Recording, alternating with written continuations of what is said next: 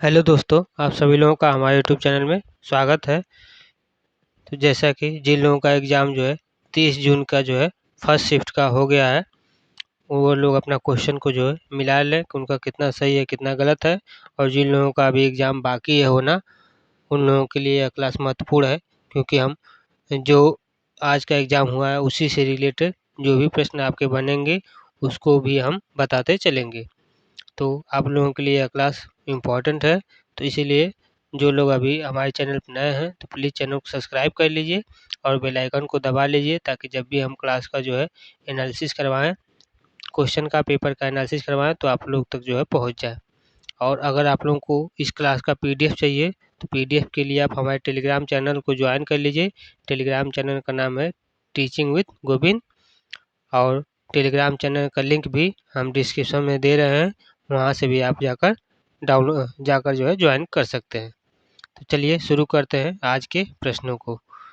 इसमें हम पहले देखेंगे सामान्य ज्ञान और करंट अफेयर के प्रश्नों को। टोटल नंबर ऑफ प्रश्न 15 दिए हुए हैं, तो उसको हम करते हैं। इसमें हमारा पहला प्रश्न है। प्रश्न नंबर पहला है कि संविधान सभा के अस्थायी अध्यक्ष कौन थे। संविधान सभा के जो है अस्थायी अध्यक्ष कौन थे, तो इसका सही आंसर हो जाएगा डॉक्टर राजेंद्र प्रसाद। डॉक्टर राजेंद्र प्रसाद जो है संविधान सभा के अस्थायी अध्यक्ष थे। ये जो है संविधान सभा के अस्थायी अध्यक्ष व भारत के पहले राष्ट्रपति भी रह चुके हैं। कौन? तो डॉक्टर राजेंद्र प्रसाद। डॉक्टर राजेंद्र प्रसाद जो है भारत के पहले राष्ट्रपति डॉक्टर राजेंद्र प्रसाद जी थे। अगला प्रश्न है प्रश्न नंबर 2। प्रश्न नंबर 2 है साइमन कमीशन में कोई भारतीय सदस्य क्यों नहीं था। साइमन कमीशन में जो है कोई भी आपका भारतीय सदस्य क्यों नहीं था, तो इसका आंसर हो जाएगा आपका क्योंकि यह पूर्ण रूप से ब्रिटिश सदस्यों से जो है गठित था। साइमन कमीशन में जो कोई भी भारतीय सदस्य क्यों नहीं था, क्योंकि यह जो है पूर्ण रूप से ब्रिटिश सदस्यों से जो है यह गठित था। अगला प्रश्न है प्रश्न नंबर 3। प्रश्न है विश्व बैंक का मुख्यालय कहाँ पर है। विश्व बैंक का जो आपका मुख्यालय है यह कहाँ पर है, तो इसका आंसर हो जाएगा वाशिंगटन डीसी, अमेरिका में। विश्व बैंक का मुख्यालय जो है आपका वाशिंगटन डीसी यानी कि अमेरिका में स्थित है। यह जो है वैश्विक विकास वित्त पोषण यह जो है वैश्विक विकास वित्त पोषण आपका संस्था है। अगला प्रश्न है प्रश्न नंबर 4। प्रश्न नंबर 4 आपका है ऑपरेशन फ्लड। ऑपरेशन फ्लड किससे संबंधित है। ऑपरेशन फ्लड जो है आपका किससे संबंधित है, तो इसका सही आंसर हो जाएगा दुग्ध उत्पादन। ऑपरेशन फ्लड किससे संबंधित है, तो आपका दुग्ध उत्पादन से संबंधित है। सही आंसर हो जाएगा आपका दुग्ध उत्पादन। ऑपरेशन फ्लड को जो है श्वेत क्रांति के नाम से भी जाना जाता है। ऑपरेशन फ्लड को किससे जाना जाता है, तो श्वेत क्रांति। तो यह प्रश्न पूछ देता है श्वेत क्रांति को किससे दर्शाते हैं, तो दुग्ध उत्पादन से। ऑपरेशन फ्लड किसको कहा जाता है, तो श्वेत क्रांति को। और यह किसके द्वारा चलाया गया था, तो इसको वर्गीज कुरियन के द्वारा जो है चलाया गया था। श्वेत क्रांति को जो है वर्गीज कुरियन के द्वारा जो है चलाया गया था। अगला प्रश्न आपका है प्रश्न नंबर 5। प्रश्न नंबर 5 आपका है भारत का पहला परमाणु परीक्षण किस स्थान पर हुआ था। भारत का पहला परमाणु परीक्षण जो है आपका यह किस स्थान पर हुआ था, तो इसका आंसर हो जाएगा पोखरण, राजस्थान। भारत का पहला परमाणु परीक्षण किस स्थान पर हुआ था, तो पोखरण, राजस्थान में हुआ था सन 1974 में। तो सही इसका आंसर क्या हो जाएगा, पोखरण, राजस्थान, सन 1974। अब इसमें प्रश्न पूछ देता है कि भारत का जो पहला परमाणु परीक्षण था उसको क्या नाम दिया गया, तो उसको नाम दिया गया था स्माइलिंग बुद्धा। भारत के जो है पहले परमाणु परीक्षण को जो है क्या नाम दिया गया था, तो उसको नाम दिया गया था स्माइलिंग बुद्धा। और यह कहाँ पर हुआ था, तो सन 1974 में पोखरण, राजस्थान में आपका हुआ था। अगला प्रश्न है प्रश्न नंबर 6। प्रश्न नंबर 6 है यूएन के अनुसार जो है ग्लोबल जेंडर गैप रिपोर्ट 2024 में भारत की जो है रैंक क्या है। यूएन के अनुसार जो है ग्लोबल जेंडर गैप रिपोर्ट 2024 में जो है भारत की कौन सी रैंक है? तो भारत की रैंक है आपकी 127वां रैंक। भारत के कौन सी रैंक है? तो 127वां रैंक। यह जो है लैंगिक समानता पर जो है आधारित वैश्विक रैंकिंग है। यूएन के अनुसार ग्लोबल जेंडर गैप रिपोर्ट यह जो रिपोर्ट है इसमें भारत की जो रैंक है यह किस पे आधारित है? तो यह आपकी लैंगिक समानता के जो आधारित पर वैश्विक रिपोर्ट है। अगला प्रश्न है प्रश्न नंबर 107। प्रश्न नंबर 107 प्रश्न नंबर 7 है किस भारतीय को रमन मैग्सेस पुरस्कार 2023 में मिला? किस भारतीय को जो है रमन मैग्सेस पुरस्कार 2023 में जो है मिला था? तो इसका आंसर हो जाएगा आपको नहीं दिया गया। 2023 में जो है भारत से कोई भी चयन नहीं हुआ था। 2023 में भारत से जो है किसी को भी रमन मैग्सेस पुरस्कार नहीं दिया गया था। अगला प्रश्न है प्रश्न नंबर 8। प्रश्न है कि हाल ही में चर्चा में रहा इंडो पैसिफिक इकोनॉमिक फ्रेमवर्क यानी कि IPEF किससे जो है जुड़ा हुआ है? हाल ही में चर्चा में रहा जो है इंडो पैसिफिक इकोनॉमिक फ्रेमवर्क यानी कि IPEF किससे जुड़ा हुआ है? तो इसका सही आंसर हो जाएगा आपका अमेरिका के द्वारा प्रस्तावित व्यापारिक ढांचा के अमेरिका द्वारा जो है प्रस्तावित व्यापारिक ढांचे से जो है जुड़ा हुआ है। सही आंसर आपका हो जाएगा, जिसमें भारत जो है इसका संस्थापक सदस्य है। भारत क्या है? IPEF का संस्थापक सदस्य है। अगला प्रश्न है प्रश्न नंबर 9। प्रश्न नंबर 9 आपका है INS वागसीर किस प्रकार की पनडुब्बी है? INS वागसीर जो है INS वागसीर किस प्रकार की आपकी पनडुब्बी है? तो इसका उत्तर हो जाएगा diesel electric attack submarine. Diesel electric attack submarine जो है यह INS वागसीर है आपका। और यह कब हुआ? तो यह जो है आपका प्रोजेक्ट 75वीं की जो है 6वीं पनडुब्बी है। प्रोजेक्ट 75 की जो है कौन सी पनडुब्बी है? तो 6वीं पनडुब्बी है।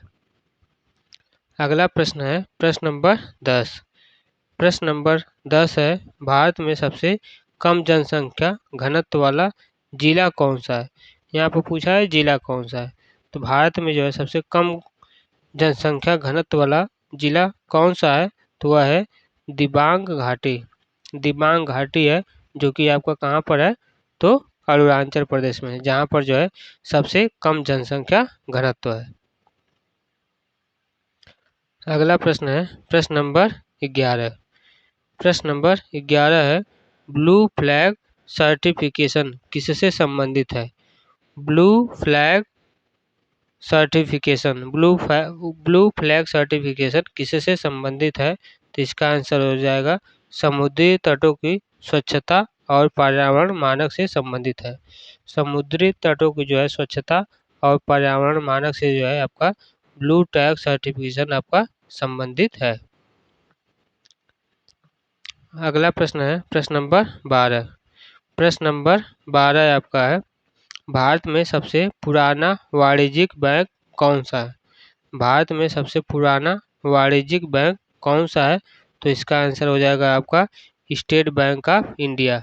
State bank of India Bharat में सबसे पुराना वाणिज्यिक बैंक है। सही आंसर हो जाएगा स्टेट बैंक ऑफ इंडिया। यह इसे जो है पूर्व में बैंक ऑफ कलकत्ता यानी कि सन 1806 में जो है इसका स्थापना हुआ था। अगला प्रश्न है प्रश्न नंबर 13। प्रश्न नंबर 13 है पंचायती राज की अनुशंसा किस समिति ने की थी? पंचायती राज की जो अनुशंसा किस समिति ने जो है की थी? तो इसका सही आंसर आपका हो जाएगा बलवंत राय मेहता समिति। पंचायती राज समिति की जो है अनुशंसा की पंचायती राज की अनुशंसा किस समिति ने की थी? तो बलवंत राय मेहता समिति ने। कब किया था? सन 1957 में। अगला प्रश्न है प्रश्न नंबर 14। प्रश्न नंबर 14 है सार्क का मुख्यालय कहाँ पर स्थित है? सार्क का मुख्यालय जो है कहाँ पर स्थित है? तो इसका आंसर हो जाएगा काठमांडू, नेपाल। सार्क का मुख्यालय कहाँ पर है? तो काठमांडू, नेपाल में है। अगला प्रश्न है प्रश्न नंबर 15। प्रश्न नंबर 15 है, वंदे भारत ट्रेनों में किस तकनीकी से दरवाजे संचालित होते हैं?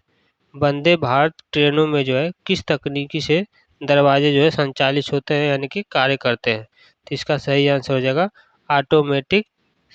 Automatic sliding door. Automatic sliding door से जो है वंदे भारत ट्रेन में जो दरवाजे होते हैं वह संचालित होते हैं। तो इसका आंसर यह हो जाएगा। ट्रेन चलते समय अपने आप ये जो दरवाजे होते हैं ट्रेन चलते समय अपने आप जो है लॉक हो जाते हैं। अगला प्रश्न है, अब हम देखेंगे हिंदी के प्रश्नों को। हिंदी के प्रश्नों को देखेंगे जिसमें से आपके 10 प्रश्न प्राप्त हुए हैं तो उसको जो है करवाएंगे। तो इसमें आपका पहला प्रश्न यानी कि अगला प्रश्न है प्रश्न नंबर 16। प्रश्न है, प्रत्युत किस प्रकार का जो है शब्द है? प्रत्युत जो है यह आपका किस प्रकार का शब्द है? तो इसका आंसर हो जाएगा अव्यय। प्रत्युत जो है आपका अव्यय है जो कि विरोध या फिर विकल्प सूचक के रूप में कार्य करता है। जैसे कि वह नहीं, प्रत्युत मैं गया। तो यह आपका किसमें विरोध या विकल्प सूचक के रूप में कार्य करता है। अगला प्रश्न है प्रश्न नंबर 17। प्रश्न है, दुर्लभ शब्द में कौन सा उपसर्ग है? दुर्लभ शब्द में जो है आपका कौन सा उपसर्ग है? तो इसका आंसर हो जाएगा दु। दुर्लभ शब्द में जो आपका कौन सा उपसर्ग है? तो दु उपसर्ग है, जिसमें लब धातु के साथ दु उपसर्ग जोड़ा गया है। लब धातु के साथ जो है दु उपसर्ग जोड़कर दुर्लभ बनाया गया है। अगला प्रश्न है प्रश्न नंबर 18। प्रश्न नंबर 18 आपका है, उत्साहवर्धक शब्द में कितने उपसर्ग और प्रत्यय हैं? उत्साहवर्धक शब्द में जो है कितने उपसर्ग और प्रत्यय हैं? तो इसका सही आंसर क्या हो जाएगा? इसका सही आंसर हो जाएगा एक उपसर्ग है और एक प्रत्यय है। उत्साहवर्धक में जो आपका एक उपसर्ग है, उपसर्ग क्या है? तो उपसर्ग है आपका उत और एक प्रत्यय है। प्रत्यय क्या है? तो प्रत्यय है आपका क। उत्साहवर्धक में एक उपसर्ग जो कि उत है और एक प्रत्यय है जो कि क है। अगला प्रश्न है प्रश्न नंबर 19। प्रश्न नंबर 19 है, द्रव्य कौन सी संज्ञा है? द्रव्य जो है आपका कौन सी संज्ञा है? द्रव्य जो आपका यह कौन सी संज्ञा है? तो इसका उत्तर हो जाएगा भाववाचक संज्ञा। द्रव्य जो है आपका कौन सी संज्ञा है? तो यह आपका है भाववाचक संज्ञा। आगे देखते हैं अगला प्रश्न है प्रश्न नंबर 20। प्रश्न है, मनुष्य शब्द में कौन सी संधि है? मनुष्य शब्द में जो आपकी कौन सी संधि है? तो इसका आंसर हो जाएगा स्वर संधि। मनुष्य शब्द में जो है आपकी कौन सी संधि है? तो आपका जो है स्वर संधि है। मनुष्य शब्द का संधि विच्छेद क्या होगा? तो मनुधन ईश। मनुष्य धन ईश से मिलकर आपका क्या बनेगा? मनुष्य। जिसमें आपका कौन सी संधि है? तो आपका संधि है स्वर। अगला प्रश्न है प्रश्न नंबर 21। प्रश्न नंबर 21 है, बच्चों के शोर से अध्यापक परेशान हो गया। बच्चों के शोर से जो है अध्यापक परेशान हो गया, इस वाक्य का कारक चिन्ह कौन सा है? बच्चों के शोर से अध्यापक परेशान हो गया, इस वाक्य का कारक चिन्ह है आपका अपादान कारक। अब इस वाक्य में जो है आपका है अपादान कारक। किस लिए? तो के शोर से। के शोर से में जो है आपका कौन सा कारक होगा? तो अपादान कारक होगा। सही आंसर आपका हो जाएगा अपादान कारक और जो कि के शोर से होगा। अगला प्रश्न है प्रश्न नंबर 22। प्रश्न है, जिसे माफ किया जाए, जिसे माफ किया जाए उसको जो है इस वाक्य के लिए एक शब्द क्या होगा? तो जिसे माफ किया जा सके उसको हम क्या कहते हैं? तो उसको क्षम्य बोला जाता है। जिसे माफ किया जा सके इसको उसको क्या कहते हैं? क्षम्य। तो इसका आंसर हो जाएगा क्षम्य। अगला प्रश्न है प्रश्न नंबर 23। प्रश्न नंबर 23 है, कार्यकर्ता शब्द में कौन सा समास है? कार्यकर्ता शब्द में जो है आपका कौन सा समास है? तो आपका तत्पुरुष समास है। सही आंसर क्या होगा? कार्यकर्ता शब्द में जो है आपका तत्पुरुष समास है। अगला प्रश्न है प्रश्न नंबर 24। प्रश्न है, स्वच्छ भारत इसमें विशेषण कौन सा है? स्वच्छ भारत में आपका जो है विशेषण कौन सा है? तो इसका आंसर हो जाएगा स्वच्छ। स्वच्छ जो है आपका विशेषण है। अगला प्रश्न है प्रश्न नंबर 25। प्रश्न नंबर 25 है मैं वहाँ गया था। मैं वहाँ गया था, इस वाक्य में जो है कौन सा काल है? चूंकि काम हो चुका है, मैं वहाँ गया था, काम पूरा हो चुका है, इसलिए क्या होगा? पूर्ण भूतकाल। मैं वहाँ गया था में कौन सा काल होगा? तो पूर्ण भूतकाल होगा। अब आगे हम देखते हैं कंप्यूटर से आधारित प्रश्नों को। कंप्यूटर से आधारित हम प्रश्नों को देखेंगे जिसमें आपके टोटल 5 प्रश्न हैं। तो चलिए शुरू करते हैं। इसमें आपका अगला प्रश्न है प्रश्न नंबर 26 कि सीपीयू में कितने मुख्य घटक होते हैं? सीपीयू में जो है आपके कुल कितने मुख्य घटक होते हैं? तो इसका आंसर हो जाएगा 2। सीपीयू में जो है आपके 2 मुख्य घटक होते हैं। एक आपका होता है एएलयू और दूसरा होता है सीयू। एएलयू का जो है फुल फॉर्म क्या होगा? Arithmetic logic unit.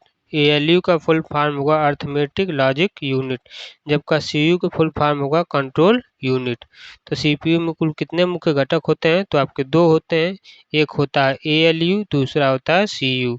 एएलयू का फुल फॉर्म होता है अर्थमेटिक लॉजिक यूनिट और सीयू का फुल फॉर्म होता है कंट्रोल यूनिट। अगला प्रश्न है प्रश्न नंबर 25। प्रश्न नंबर 27। प्रश्न नंबर 27 है डेटा ट्रांसमिशन की सबसे तेज विधि कौन सी है? डेटा ट्रांसफर की जो है सबसे तेज विधि कौन सी है? तो इसका आंसर हो जाएगा फाइबर ऑप्टिक। फाइबर ऑप्टिक जो है डेटा ट्रांसफर की जो है सबसे तेज विधि है। सही आंसर हो जाएगा फाइबर ऑप्टिक। इसमें जो है प्रकाश के माध्यम से डेटा जो है भेजा जाता है। फाइबर ऑप्टिक में जो है कैसे डेटा भेजा जाता है? तो यह आपका प्रकाश के माध्यम से भेजा जाता है। अगला प्रश्न है प्रश्न नंबर 28। प्रश्न नंबर 28 है डीएनएस का कार्य क्या होता है? डीएनएस का कार्य क्या होता है? तो इसका आंसर होगा डोमेन नाम को जो है आईपी एड्रेस में बदलना। डीएनएस का काम होता है आपका डोमेन नाम को आईपी एड्रेस में बदलना। सही आंसर हो जाएगा। जैसे कि google.com, इसको किस में बदलेंगे? तो इसको बदलेंगे आईपी एड्रेस में। आईपी एड्रेस इसका हो जाएगा 142.250.64.78। यह आपका हो गया आईपी एड्रेस में और यह आपका हो गया डोमेन नाम। अगला प्रश्न है प्रश्न नंबर 29। प्रश्न है BIOS कहाँ पर स्थित है? BIOS जो है आपका कहाँ पर स्थित होता है? तो इसका आंसर हो जाएगा मदरबोर्ड के जो है रोम चिप में। मदरबोर्ड के जो है रोम चिप में आपका BIOS स्थित होता है। यह जो है कंप्यूटर के बूटिंग प्रोसेस को जो है शुरू करता है। BIOS का काम क्या होता है? तो यह कंप्यूटर के जो है बूटिंग प्रोसेस को जो है शुरू करता है। अगला प्रश्न है और आज का लास्ट प्रश्न है प्रश्न नंबर 30। प्रश्न है फिशिंग क्या है? फिशिंग जो है यह क्या है? तो यह आपका ऑनलाइन धोखाधड़ी है। फिशिंग क्या है? तो यह आपका जो है ऑनलाइन धोखाधड़ी है जिससे लोग जो है अपने पैसे गंवा देते हैं। जैसे कि नकली वेबसाइट या फिर ईमेल के द्वारा पासवर्ड चुराना आपका फिशिंग कहलाता है। नकली वेबसाइट या फिर ईमेल के द्वारा जो है आपका पासवर्ड चुरा लेना क्या कहलाता है? तो आपका ई फिशिंग कहलाता है। अगर आप लोग यहाँ तक देख लिए हैं तो आप लोगों को जो है बहुत ही फ़ायदा करेगा यह क्लास। जिन लोगों का अभी एग्ज़ाम है वो लोग अच्छे से तैयार करके जाइए। और अगर आप लोगों को जो है इस क्लास का PDF चाहिए तो PDF के लिए आप हमारे टेलीग्राम चैनल ज्वाइन कर सकते हैं। टीचिंग विद गोविंद नाम से है, वहाँ से आप PDF डाउनलोड कर सकते हैं। और जिन लोगों को चाहिए तो हम इस क्लास में के जो है लिंक में अपना टेलीग्राम चैनल का लिंक दे देंगे, वहाँ से भी आप जाकर डाउनलोड कर सकते हैं। जिन लोगों का अभी एग्ज़ाम बाकी है वो लोग बस अपना अच्छे से तैयारी करते रहिए। डेली बेसिस पर हम एनालिसिस ला रहे हैं, वहाँ से आप एनालिसिस के माध्यम से करते रहिए। जो व्याख्या बताते हैं वह बहुत ही महत्वपूर्ण होता है, उसी से रिलेटेड नए प्रश्न आपके बन रहे हैं। तो आप लोग अच्छे से बस देखते रहिए। आज के लिए बस इतना ही। जय हिंद, जय भारत।